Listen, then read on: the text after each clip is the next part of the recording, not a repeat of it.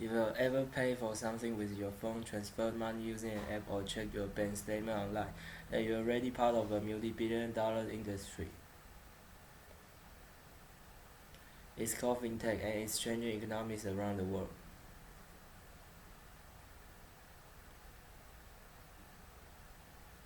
Fintech is short for financial technology. Seems simple, right? Well, the term fintech includes a huge range of products, technologies, and business models that are changing the financial service industry. It refers to everything from cashless payment or crowdfunding platform to advisors to virtual currencies. So every time you donate to someone's Kickstarter campaign is fintech. Or if you transfer money to someone using Benevol, that's also fintech. And that's just the beginning. Here at a major fintech conference in Amsterdam, hundreds of companies are trying to disrupt the bank and finance industry by changing the way we pay and borrow money.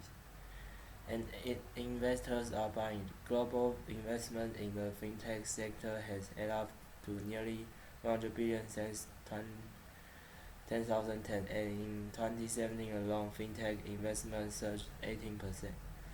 Startups focusing on payment and lending technologies receive the majority of those funds. It's not just startups that are getting into fintech. Some of the world's biggest companies, from Apple to Alibaba, are going big on it too. Just think of Apple Pay or Alipay. One reason for all of this investment. Consumers are adopting fintech fast. One out of every 3 apples across 20 major economies report using at least 2 fintech services in the last 6 months.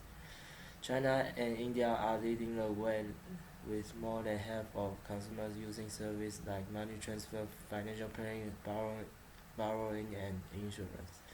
Financial technologies has filled a void for people around the world who don't have access to traditional banking service. In fact, it's estimated nearly 2 billion people worldwide are without bank accounts. Now, thanks to fintech, all you need is use your phone to take out a loan or insurance. Take Kenya, which pioneered a mobile banking system called M-Pesa. Kenyans access their M-Pesa account directly on their mobile phones or transfer money, pay bills, or take out loans. Today, an estimated 96% of households in Kenya use M-Pesa, and one study found it has helped lift roughly 2% of Kenya households out of extremely poverty. The rise of fintech has forced traditional lenders, insurers, and asset managers to embrace new digital technologies. For example, risk managers now have to compete with robo-advisors, which are automated financial planning service.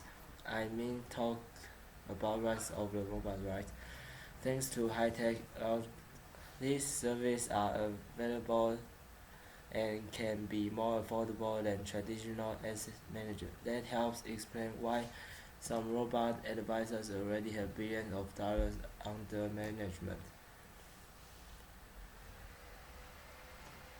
Like any growing industry, fintech isn't without risk, and some regulators have struggled to keep up with the fast pace of innovation. Think of peer-to-peer lending platforms where individuals borrow and lend without going through a bank. Compared to traditional banks, this service might not be required to set aside as much money in case customers default on their loans.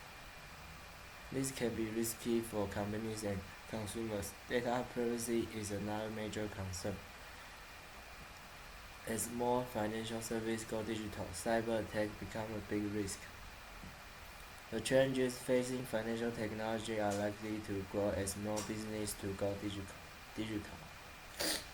But for many of the companies and consumers here, fintech is more than a buzzword. It's a big business opportunity.